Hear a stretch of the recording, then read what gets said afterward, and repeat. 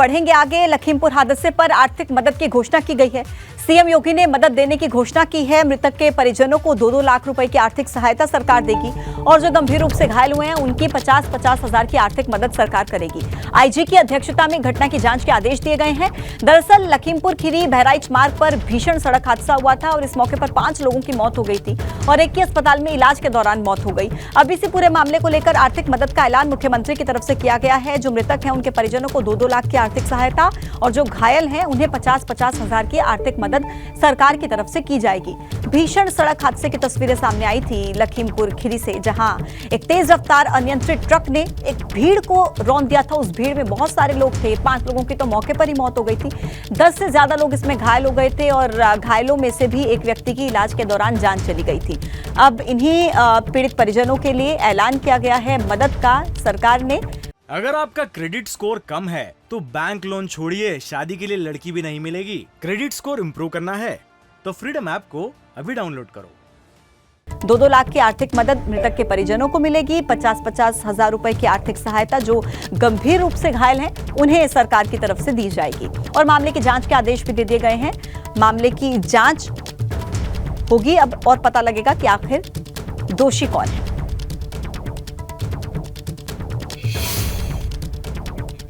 लखनऊ से खबर है, दबंगों ने घर में घुसकर मां बेटे पर एसिड अटैक किया है। देखिए, राजधानी में एसिड अटैक की घटना से सनसनी का माहौल है। गंभीर अवस्था में मां बेटे अस्पताल में भर्ती हैं। एसिड अटैक करके दबंग मौके से फरार हो गए। सीसीटीवी में 2 दबंगों की तस्वीर कैद हुई है। गोमती नगर के विरामखंड 3 की घटना ये बताई जा रही है। गंभीर अवस्था में मां बेटे अस्पताल में भर्ती कराए गए हैं।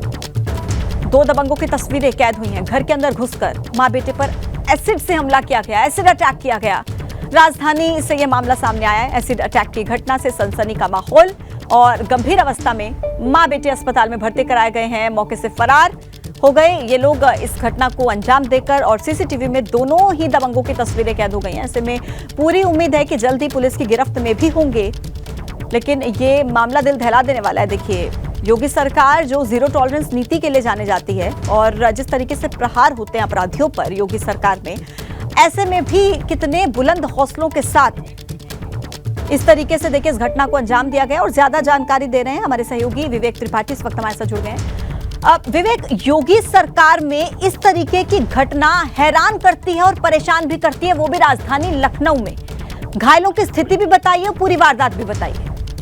बिल्कुल, बहुत बड़ी घटना हुई है ये और कल रात करीब 9:30 बजे का मामला है। आकाश वर्मा जो एक रेस्टोरेंट में कैशियर का काम करते हैं, प्राइवेट रेस्टोरेंट में कैशियर हैं, उनका घर है। वो अपनी मां अनीता वर्मा और छोटे भाई विकास के साथ वहां रहते हैं।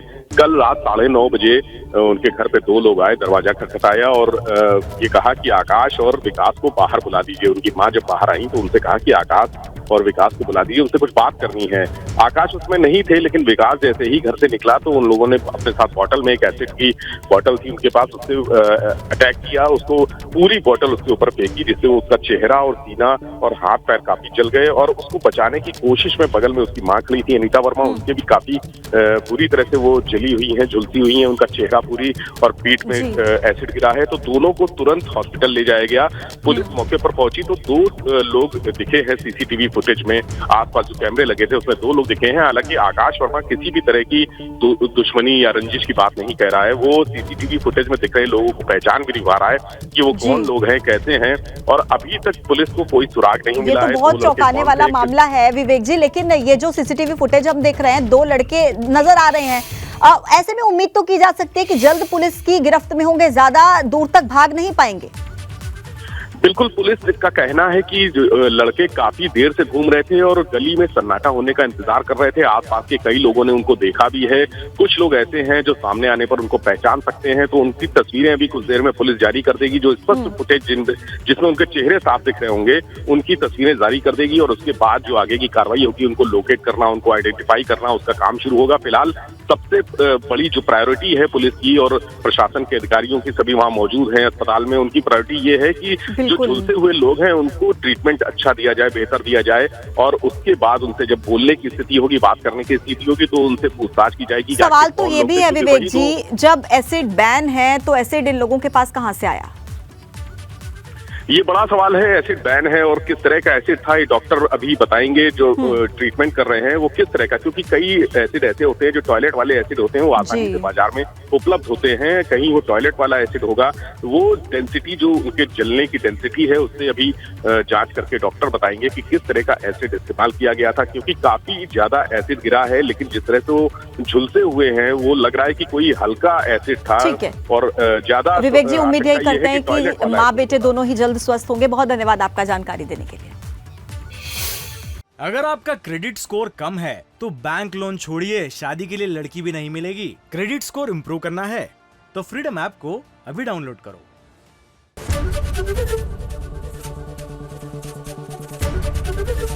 एबीपी गंगा, खबर आपकी, जुबान आपकी।